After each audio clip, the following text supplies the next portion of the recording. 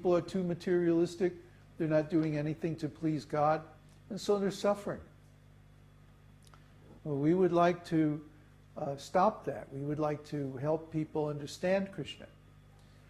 But mostly they don't want to. Well, this is their misfortune. What can we do?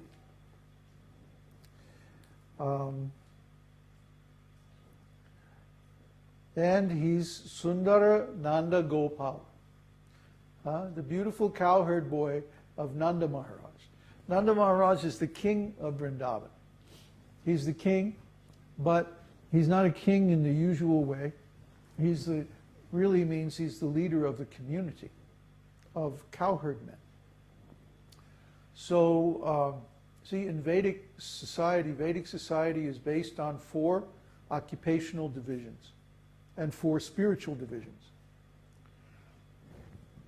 The occupational duties are, one can be a brahmana or priest or intellectual, one can be a kshatriya or a king, administrator, one can be a vaishya, means a farmer or a tradesman, or one can be a shudra, which means like a worker or an artisan.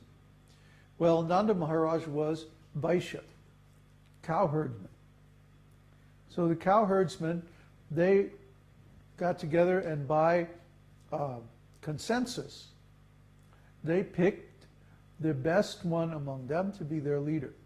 Every group needs a leader, and you have to have a leader. If you don't have a leader, then it's very difficult to manage, very difficult to make decisions, and very difficult to deal with difficult situations. So every group has to have a leader. And among the cowherd men, the leader was chosen by consensus. Every time you read in Krishna book, every time there was a decision to be made, like there were so many attacks by the demons, the cowherd men said, maybe we're living in the wrong place, you know. Why don't we just go to this other place over here? They had a meeting, and everyone was heard. Everyone discussed the ideas fully. Everyone was able to speak and give suggestions and openly discuss the issue. And then the senior cowherd men got together, and they sat down and they discussed it, and they came to a conclusion by consensus. Not that Nanda Maharaj imposed his will on them. You can read that in Krishna book. Their system of making decisions was very nice, because even the children, even the cows were heard. Everyone was considered before taking a major decision like that. So, sundara means very beautiful. Sundara nanda-gopālā. Yāmuna-taṭa-cara. He's always wandering on the banks of the Yamuna. That's when he's not hanging out in the streets. The banks of the river in India are like, there's nothing to compare to in the West. That's where everyone goes to bathe, do their laundry, gossip, meet people, hang out. You know, it's a hangout place. It's a scene. The Ghat. It's a whole scene in India. So he would hang out on the Ghats, on the Yamuna River, along the river. There's always nice cool breezes next to the river because the land and the water and the air come together there. So it's a very pleasant place, especially in Vrindavan. There's lots of fruit trees and very nice flowering bushes and so on. Well, gopī-basana-hara. He stole the garments of the young cowherd damsels who were bathing in the Yamuna. It's another one of those confidential pastimes. All these girls wanted to be Krishna's wives. So he said, well, you want to be my wives? Okay. So then one day when they were bathing, he took all their clothes and then he climbed up into a tree. And it was like, okay, now if you want to get your clothes back, you have to come one by one. So one by one, he saw all the young gopis naked. This is Krishna.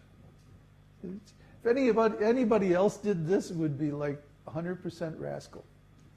But when Krishna does it, it's wonderful. Why? Because Krishna is everybody's best lover. Just try to understand. Rāsa-rasika. Rasa, oh boy, this is a big explanation. I'm not going to do the whole explanation. Rasa is the taste of devotional service, the emotional taste, the sweetness that I talked about earlier.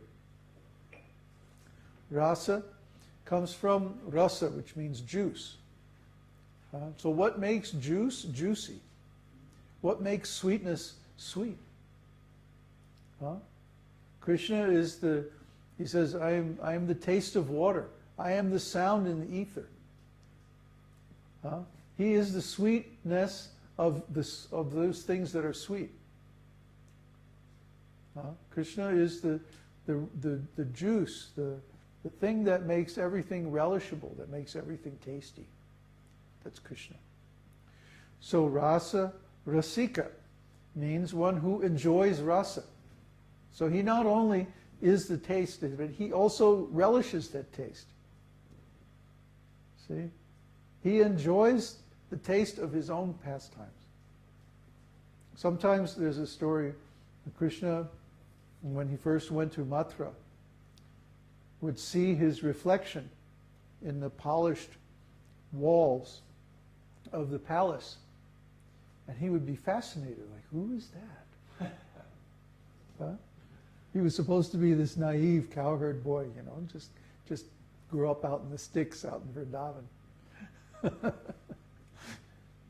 So he would see this beautiful form, and he would be attracted. That's why Lord Chaitanya appears. Krishna appears as Lord Chaitanya to relish his own pastimes,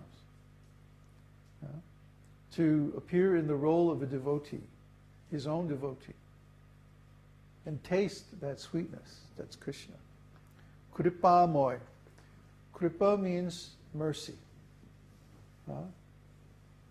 And moya means a state of beingness. So Krishna's very state of being is mercy. He is mercy personified.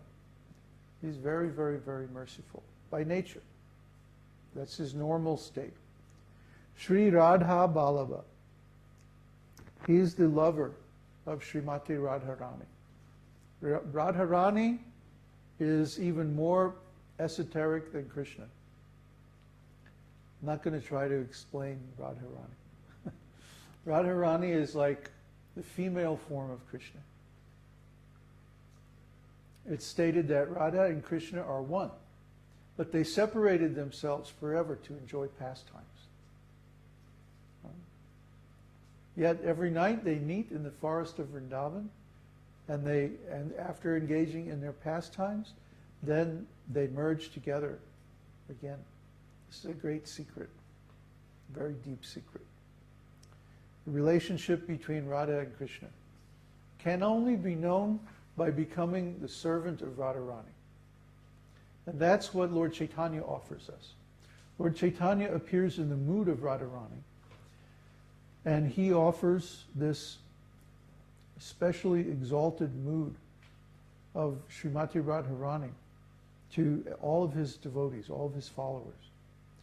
So by serving Lord Chaitanya nicely, we can actually understand Radharani, which is very difficult to do because she's very esoteric, even more esoteric than Krishna, more difficult to understand than Krishna. Right?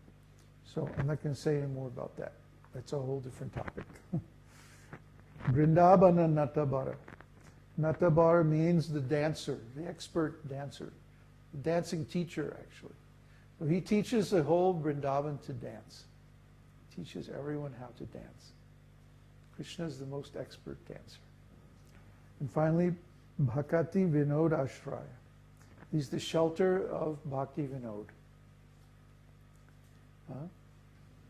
So it's custom that at the end of the song, the Vaishnava authors put their name.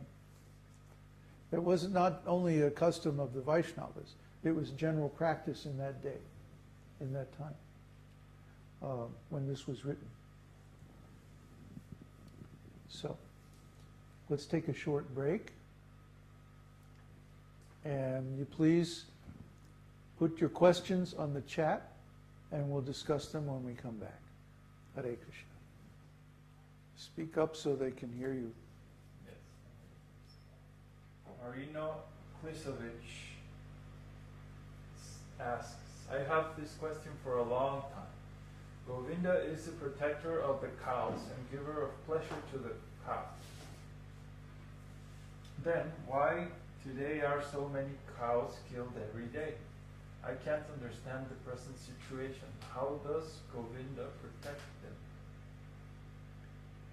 It's because people don't worship Govinda.